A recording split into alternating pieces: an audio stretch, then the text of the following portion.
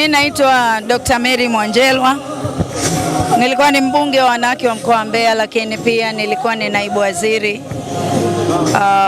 kwenye serikali ya awamu ya 5, na Mheshimiwa marehemu Edward Ngoyai Lowassa ni jabali, ni nguli, amelala, amenyamaza kimya, na amenyamaza kimya na kulala kwenye nyumba yake ya muda, kwa sababu tutakutana kwenye ufufuo wa milele.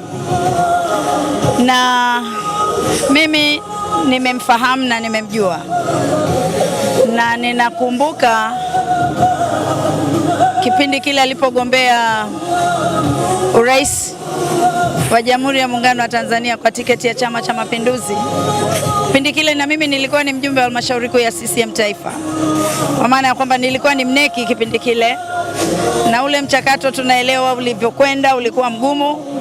Yote yalitokea, ninaamini hata sasa ni Ebeneza. Yote tunamwachia Mungu, lakini itoshe tu kusema kwamba alikuwa ni mvumilivu sana.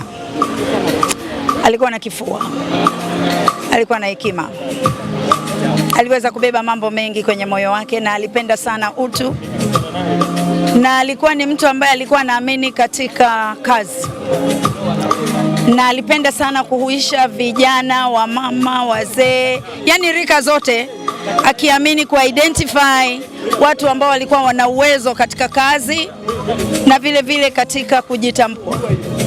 Kwa hiyo tumepoteza kitu ambacho alipokuwa hai na sasa amelala ni dhahabu ambayo tunasema imezimika, haijazimika, kwa sababu matendo yake yanaishi.